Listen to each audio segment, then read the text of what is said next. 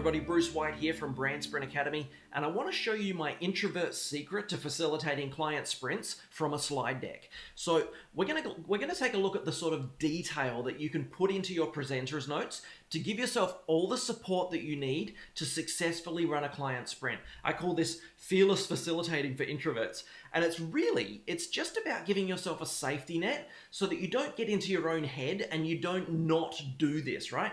Because running sprints and strategy workshops in general is going to be the single fastest way for you to elevate from the provider level to the partner level with your clients. And this, of course, works for any type of online workshop, whether it's a sprint or otherwise.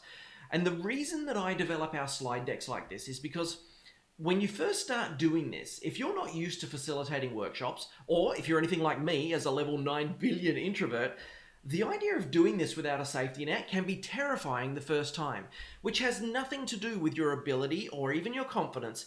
It's just one of those things that as introverts we get to deal with, right? But it's also something that gives us the sort of focus on preparation that makes our creative endeavors typically very, very successful.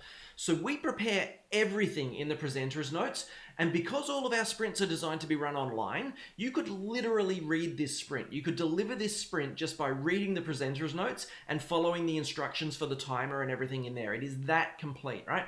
I've been running brand sprints since 2015, and over that time, I developed these sprint notes for myself for that reason, because once I get going, you can't stop me. But I found I wouldn't start without giving myself this safety net. So once you've done this a time or two, you're going to find that you don't need the presenter's notes at all or anywhere near as much. And you can pretty much just ad-lib most of this because you do know your stuff, right? This is not delivering branding. If you're coming from a creative professional perspective, you know how this stuff works. You just need to get out of your own way to facilitate with your client, right? To get out of the little room working on your laptop and actually become a valuable partner to that client. But this is one of those experiences that you really can't practice until you actually do it. So if you're in any way worried about facilitating sprints for clients and you don't have an opportunity to do it with a friend or a colleague first, you could literally sell a sprint to a client today and then run it directly from the presenter's notes. Let me show you what I mean. I'm just going to switch over to my slide deck here. Okay, this is the deck from our Ultimate Niche Kit product, which is a sprint that is designed to be run with every new client. And the nice thing about this sprint is that you can change its name based on your client's specific goals when they approach you. So this sprint helps your client identify their ideal audience. It helps them identify that audience's real pains, needs, desires, and required solutions. The client's most valuable product or service as it relates to that audience, their niche description, and their marketing or business roadmap, right? So you can adapt the name of this based upon your incoming client's goals, right?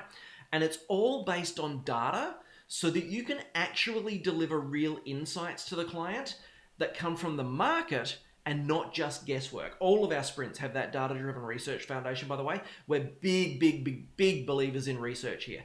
One of the biggest mistakes that you can make when designing any creative, whether it be logos or identity or brochures or design or web or development or marketing or whatever, one of the biggest mistakes that people make is guesswork. They go into their client's mind and they think that their client's mind is representative of their client's market.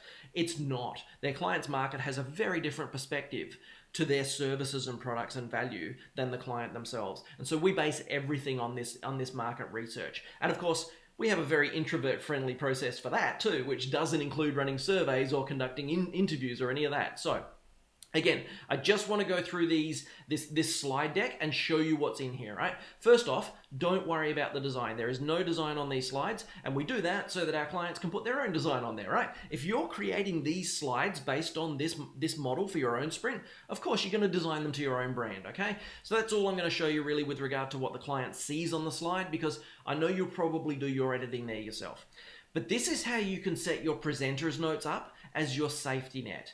And just on that note, not everyone needs this level of detail for their safety net. For some people, just headings or quick notes are fine.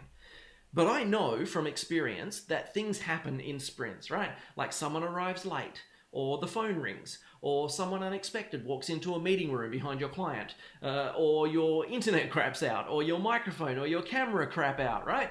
These are all things I have personally experienced, by the way. And that can take you by surprise and it can throw you off your game a little. And if you're already doing a number on yourself in your own head, then you're going to need a safety net or a foundation that you can go back to reset things a little, right? So I've just shrunk this slide section up as much as I can so that you can see the presenter's notes. And down under the slide, you're going to see how detailed we make our facilitator's instructions. So I've made this as simple as humanly possible to follow. And that's really the trick when you're doing this for yourself in your own slides. Every slide needs to have a set of instructions, and there are 3 elements that you can look for within your slide's presenter's notes, right? So the first element is this facilitator's instructions, and this is exactly what it sounds like. This is to tell you what we're doing on this slide, and it's to let you know what you need to do next. The facilitator's instructions are not meant for you to read to the team. They're there to set you up for what's happening on this slide or in this exercise or in the discussion session or whatever it is that you're doing at that moment. The next thing is going to be explain, right? So I'm just going to jump over to the next slide here. Again, facilitator's instructions at the top. And then the next section is going to be explain, right? This is your script. This is what you're going to say to your clients. So, for example, on this one, you can see that we've got some facilitators instructions up here to set you up for success, tell you what you're doing on this particular slide, and then you're going to go down here and you're going to read this script. Okay, this is what you're going to say to the client. You don't have to read this word for word, but you can. Again, safety net, right? And then more facilitators instructions. So this is step by step. In this case, it's wait for a response. And if anyone needs help, get them set up now, right? So those are the first 2 things you're going to see on slides, the facilitators instructions and the explain, which is your script. And then on some slides, I'm not sure if this one's going to have one. Yes, on some slides, you're also going to see this note. And the note is just a little bit of additional information for you. It's maybe not relevant for every single time you're running this particular sprint, but it's a little bit of an add-on for the certain times when it's necessary. So in this case, the note is about whether your client has invited a customer or a supplier to be present during this sprint. That's not going to happen with every sprint, right?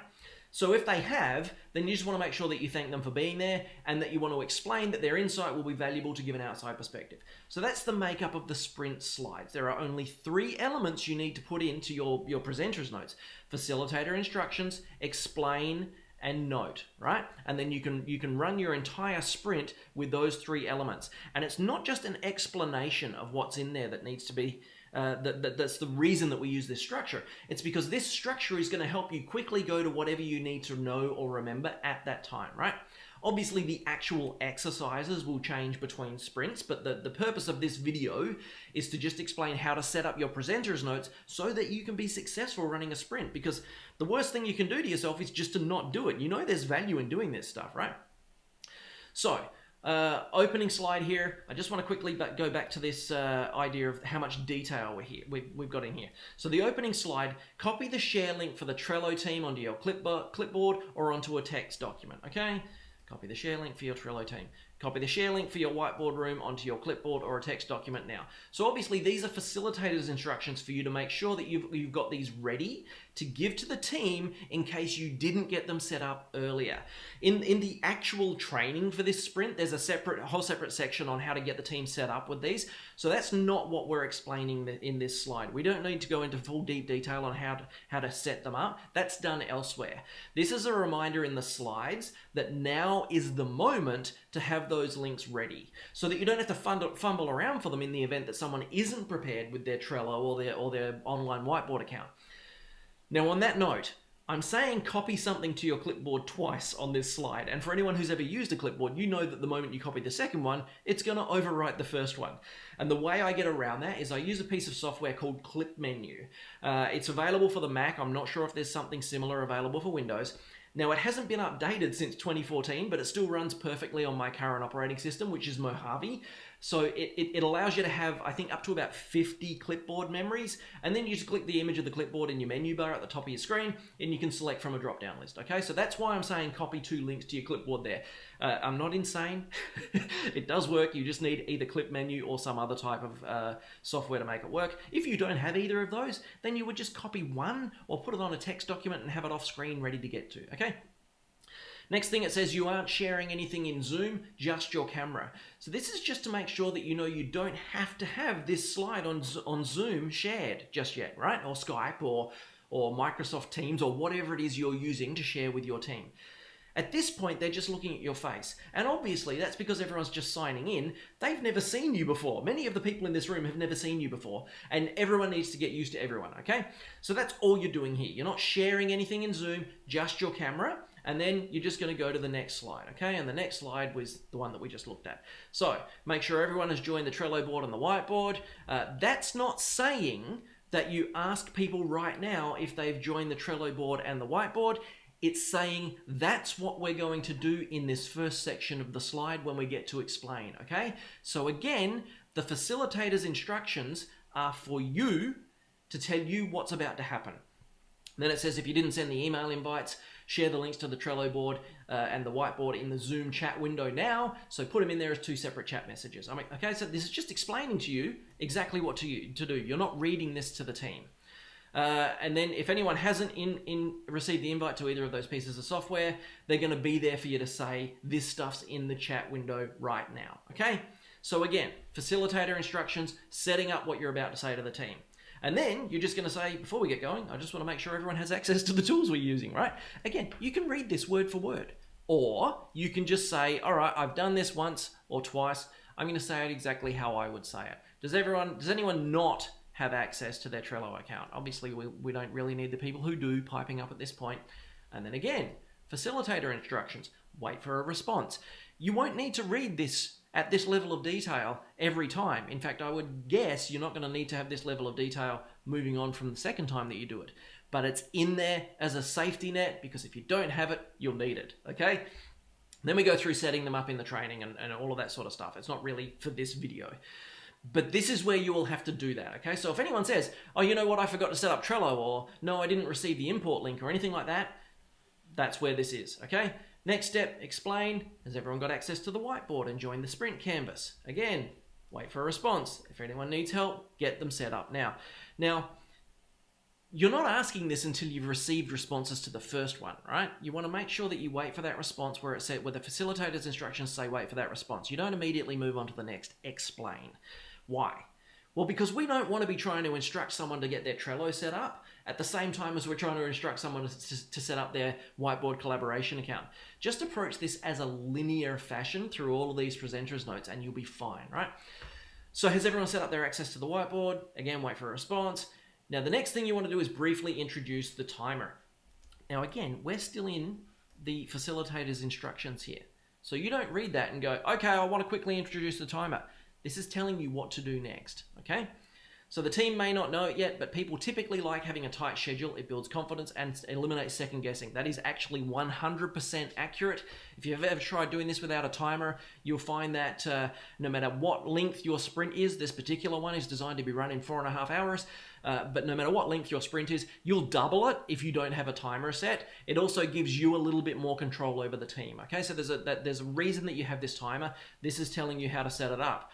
Share your whiteboard browser in Zoom, click the timer icon at the top right toolbar. If you're using a different whiteboard software to the one we use, that might be in a different spot.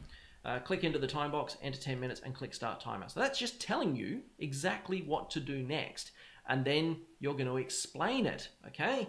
So the explanation is just going to be, okay, so I'm just sharing the whiteboard screen for a second.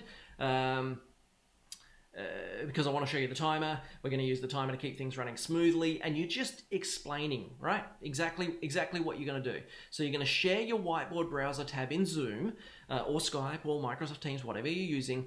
It's at the bottom of the window in Zoom. That's what we use. Obviously, I'm not logged into Zoom right now because I'm recording my screen, but at the bottom of the Zoom window, you've got a share button. You can share windows, you can share your keynote, you can share browser tabs, you can share all sorts of stuff, right?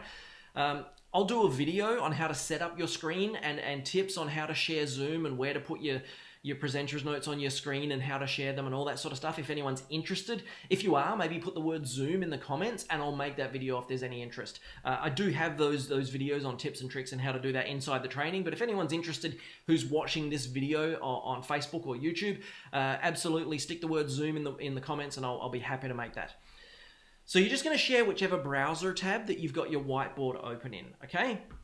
So where it says here, switch your screen sharing off of Whiteboard and share your slides, that's for after, okay? That's after we've done this. So up here is the sharing point where you're sharing your whiteboard. Let me just show you how that looks, right? It's actually really simple. I'm just going to minimize these slides, and in behind, this is the brandable canvas that comes with this sprint. All you do is you click on the timer icon, and you remember there's an explanation on where to find this in the slides. If you're using a different whiteboard collaboration software than we do, then you're going to need to find where that is. Click on the timer, bang it up to 10 minutes, and start timer. So when we're doing this in our slides, here's something that I think is really, really important to remember. When we're doing this in our slides, presenting this to the team, we're also setting our first timer for this sprint, okay? So everything's designed, again, to be run in a linear fashion, but it is as efficient as humanly possible.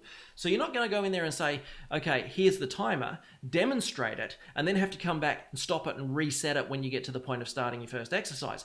This is our first timer, and this timer is designed to cover all of this explanation at the start of your sprint, okay? So now you can see they've got this nice big bright timer up there. I'll just shrink these again so you can see that. So they've got the nice big bright timer up there, counting down, but that can freak some people out, and that's why we introduce it at this point, okay? So that's why we're showing it to them now, and we're saying, don't worry about it. And that's where the explain comes in. So we've done all the facilitator's notes, we've clicked on the timer icon, we've clicked in the time box, we've entered the 10 minutes to start the timer. Now we're just going to explain it, okay? So the explain is, I'm just sharing my whiteboard screen for a second now because I want to show you the timer, and we're going to use the timer to keep things moving smoothly, and I wanted to show you where it is and what it looks like so there are no surprises, okay? So they're not looking at the sprint slides right now. You've shared this screen in Zoom. You're then going to say, even when we're working in Trello, we're going to be using the timer in the whiteboard. So if you don't see it, for example, while you're in Trello, don't worry, I'll be keeping an eye on it, and I'll let you know when we need to move on. So now you've just taken the pressure off of them for having to try and keep an eye on the timer. They know it's there, they know they can check on it, it will naturally move them along, but you've taken the pressure off them having to watch it. You can watch it. Obviously, when you're working in your whiteboard software, which is the majority of the sprint, all of our sprints are done in sprint canvases, and so the majority of the time you'll be in this, but there are some exercises we do in Trello, and when they're on the screen, obviously you can't see this timer, so you're just taking that pressure off them that they have to watch it. Then you're just going to explain, when it does go off, I just want to point out that it's just a nudge to see if we can move on to the next step. So don't worry if you're talking when it beeps, please finish what you were saying. This is a guideline, not a fire alarm. Okay, so if I go back to the slides here, you will see that that was word for word what is down here. You can read that word for word if you want to. Everything you need to say is in there. But when you've done it a few times, you won't need to read it word for word. You'll put it into your own text. You can even, before you start, you can even rewrite this, okay, to sound more like you if you want to. Next step, facilitator instructions. Switch your screen sharing off of the whiteboard and reshare the slides. Okay, why are we doing that? Because this slide is the agenda. We want them seeing the agenda. We want them to be able to know what's coming up. We do, by the way, on the note of this agenda, we do put timing in here based upon the start time of the sprint. We start ours at 10 a.m. You can start yours whenever you want, and then you will adjust the timing for each of those exercises based on the start time. So next step, switch your screen sharing off the whiteboard. So now we're sharing the agenda slide. We can talk them through what's going on in there. We can introduce the agenda. And again, this facilitator instruction is not saying, hey, go back up to the agenda and read it out. It's saying, this is what we're about to perform. Okay, so then we get to the explain section. This is our agenda for today.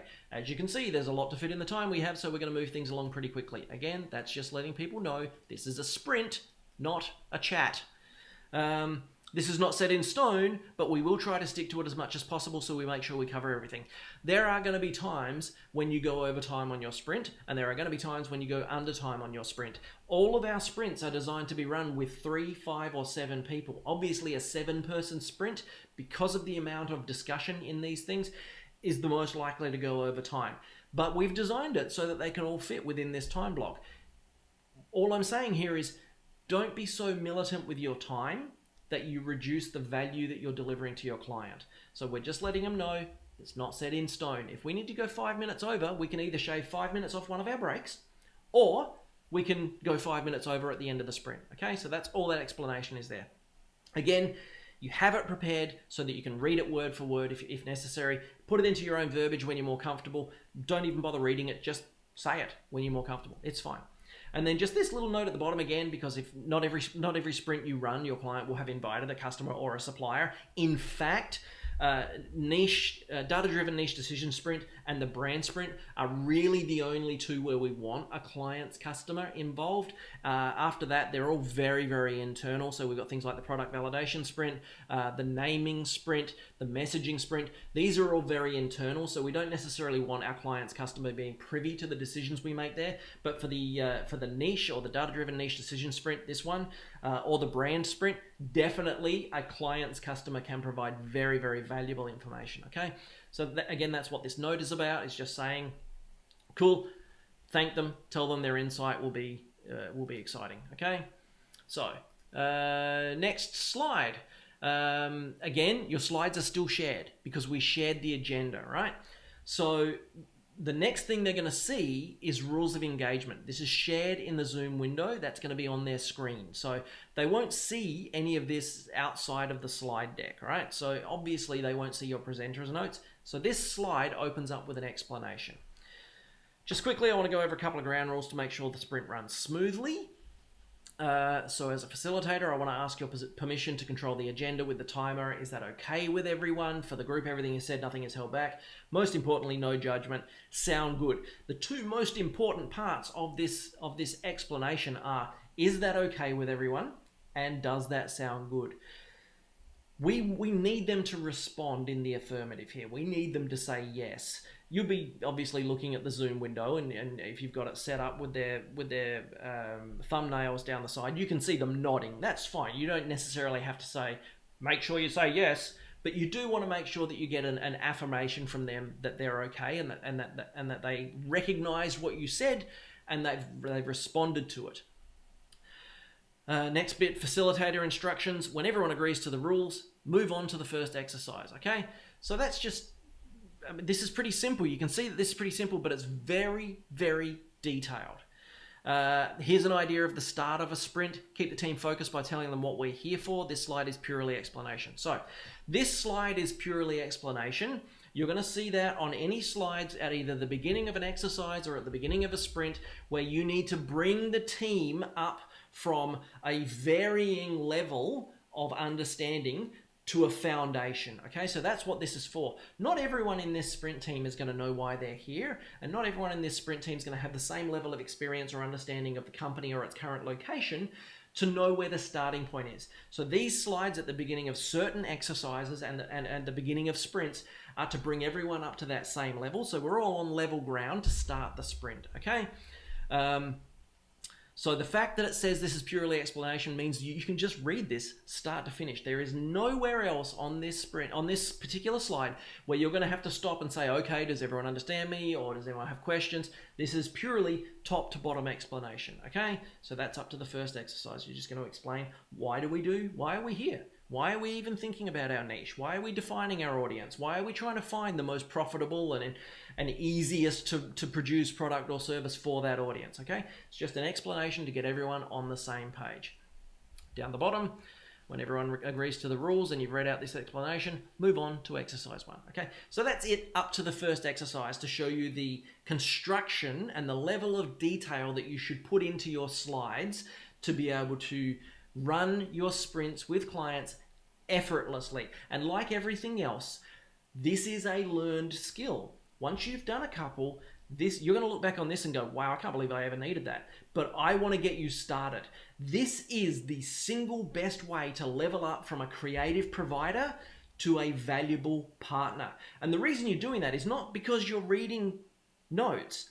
It's because you're delivering more value. It's to become more valuable to your client. To become a valuable partner, you need to deliver more value, okay? That means using your design thinking, using your creative brain and the insights that come naturally to you and delivering them to the client to improve their business. They don't care what you produce for them. What we need to do for our clients is make them more successful with us than they would have been without us. That's it, start and finish. The actual way we do that is secondary. So, just before I wrap up, I want to show you what you need to do when you schedule a break. So that if I scroll down here, you can see after this first block of exercises, there's this break slide. So we put in a 15-minute break. And just on that note, we put our breaks at around the 90-minute mark in all of our sprints. Why? Well, because research shows that after 90 minutes, people's brains stop taking in new information as efficiently, right? And that's when you start to get that droop. You'll be able to see their attention lapsing. And that's why you'll often find university classes, they'll start at 9 a.m. and they'll have a break, or they'll finish that class at 10:30 a.m., right? It's 90 minutes is the sweet spot. So if you're designing slides for your own sprint, keep that in mind every 90 minutes. That's what this break slide comes to, right? And you can imagine if you're working through this sprint and if you're reading this sprint, having this slide pop up is going to make your life really easy. You don't have to try and remember breaks anywhere. You don't have to try and write stuff down or set a stopwatch or any of that silliness. This slide is going to come up when you need it to, and all you need to do is follow the timers in the exercise, right? So this slide's going to come up as soon as the break's ready. You don't have to try and plan it in advance. Just explain again, this is what you're physically saying to the client. Okay, everybody, we're going to take a 15-minute break. We're going to try and eat a healthy snack. Now, we do actually want them to eat a healthy snack. Why? Because, again, we just drained all the sugar from their brain. So if they have an apple or a banana or a sandwich with some bread and some carbs, something like that, it's going to pep them back up. It's going to get them ready for the next block. Again, this particular sprint is run over 4.5 hours. Our brand sprint is 3 days at 4.5 hours each. So we want people developing these good habits to start with, not just going off to have a cigarette or surf Facebook or whatever. We want them to eat a healthy snack, and so we put that in there as a part of our script. The next bit is telling you what to do. Set a timer in the whiteboard software and leave it counting down on the screen. The reason we do that is because we're doing an online sprint, okay? We're not in the room with them. So we can't walk into the hallway and say, all right, everyone, let's get back to it. So by putting this on the screen, most people, when they go on break from an online presentation or from an online interaction, they'll switch off their microphone and they'll step off screen. They might even switch off their camera. But they'll also be coming back in and they'll be checking, usually because if you've just been immersed in a sprint online, you don't necessarily move that far from your computer. You're pretty invested, right? So they'll be watching the screen. So we want to have that timer counting down. Usually they're just off camera watching. It's really quite funny when you see people come back in. At around the 13-minute mark, you're going to start to see them coming back into the screen view, and they'll leave themselves on mute and they'll just play with their phones or they'll check emails or whatever. And then once you start talking again, they'll pay attention, right? And skipping down here, there is another break. You can see all those exercises in between. Another break. This break slide is identical, okay? So we want people getting used to certain things. We want them getting used to certain timing. All of the timings in our exercise, when we have dedicated discussions, when we have voting sessions, all of that sort of stuff is all uniform. We want people getting used to that. And so our break slides are going to be identical. You're going to say the exact same thing. Okay, everybody, we're going to take a 15-minute break. Try and eat a healthy snack. See you back here in 15, okay? So that's the break slides. That's, again, as much detail as you could possibly need. Then we're going to go down here to the end slide. So this is the that's a wrap, okay? Facilitator instructions. Before we sign off, we need to congratulate the team and tell them what happens next. Again, you're not reading this to the client. This is telling you what you're doing on this slide. Explain. And with that said, that's a wrap, okay? So you've just jumped here from this last planning for growth or whatever your last exercise was in your particular slide. It says next slide. And with that said, so we're following on from the end of that last exercise. Congratulations. In this case, that's the end of the beginning of your niche. Anytime I put a smiley face in there, it's usually because I've got a big smile on my face, because this stuff is really fun. This is actually a very fun and exciting process to lead people through. This is obviously going to change based on what sort of sprint that you're running. So don't worry too much about the verbiage here. Just know that you need to sign off and you need to tell them what happens next. Usually that's going to be when and how you'll deliver their report, okay? The post-sprint report. You also want to ask the team if they have any questions before you wrap up. So with that said, I want to congratulate you. On a personal note, I want to thank you. What happens now? I'll be putting together your niche decisions report. You would change that based on what the goals were for your client, which I will deliver to you, and then whenever you want to deliver it, when that's ready, I'll check back in, we can go over the report. So you're just telling them, you're just explaining to them what's happening next. Now down here, you'll notice this bit here is in pink. You'll see this in some of our sprints. This is for people who only want to run one specific type of sprint. You take this out, okay? Now, if you do want to run more sprints, for example, we have a sprint for each step of a client life cycle, okay? So this one in particular, the niche sprint, is as they come into your business. This is the first thing you're going to do with them. And then we've got things like the naming sprint, the branding sprint, the messaging sprint, the product validation sprint, okay? And some of those can be doubled up. So after your branding, you're going to do a naming. After your product validation, you're probably going to do another naming for the product. You're going to do messaging for each of those.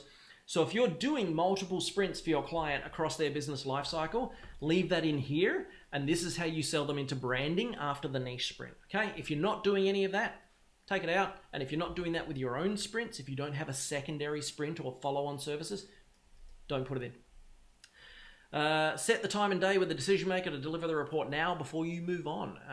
That's pretty self-explanatory. At no point do we want to say, great, thanks, go off, get in your own head, and we'll get back to you when we can be bothered. We want to make sure that this is producing massive value for our clients at every single step of this, okay? So you're going to set the time with the client, or whatever you do to follow up. If you're not delivering a report, maybe you deliver your sprint canvas directly to the client at the end of the sprint, whatever you do, you want to tell them what happens next. Decide on the time and date, etc. And then ask if they've got any questions. Ask the team if they have any questions before you wrap up. So this is in the facilitator instructions. Again, you won't miss that because you're reading this in a linear fashion. This is important. Your team needs to feel like there was nothing left uncovered and that they had every opportunity to get all the information that they needed. The reason for that is because this is still a sprint. This is an intense process and everything is time blocked. There will be people in your sprint that will either write a question down because they didn't get time or they felt embarrassed to ask or whatever. These are the people that would walk up to you if you were doing this in person and they would ask you after the sprint. We don't have the opportunity to do that online. So we need to make ourselves as available as humanly possible to these people before we sign off. We want to make sure that there are no questions. What we're building here is foundational for companies, but it's on them to execute. So we need to make sure they've got everything that they've got to execute, okay? So that's it. That's it for the slides that make up, I guess, the skeleton of the sprint. And that's how to read your slides and how to work through them with your client whilst giving yourself that safety net that I talked about. Different exercises are going to have different instructions, of course. But if you stick to this construction, you will always know what's coming up next. You'll know what the slide is designed to do, and you'll always have your scripts and your talking points and your timer instructions and all the rest right at your fingertips. So I hope that helps anyone who's wondering about how to run a sprint as an introvert, or if you've got any concerns about stepping into this type of strategic role with your clients, right? And I'm going to give you a little bit of a behind the curtain info here. This is obviously a bit of a look at our specific slides for one of our best-selling sprints. I'm only showing this video to people who have already interacted with one of my other videos, okay? Because I want to be as valuable as I possibly can to creatives who want help offering sprints to their clients.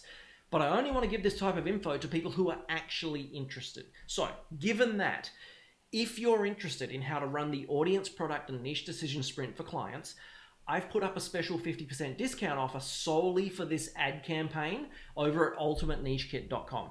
So if that interests you, and if you want to add a done-for-you productized sprint to your creative business today with all of that detail that I've just shown you, then head over to ultimatenichekit.com and you can get all the details there. And as a bonus, there is also a complete module on how to uncover your own profitable and, more importantly, enjoyable niche for your business. So thanks so much for watching this video. I hope you got a lot out of it, and I will see you soon.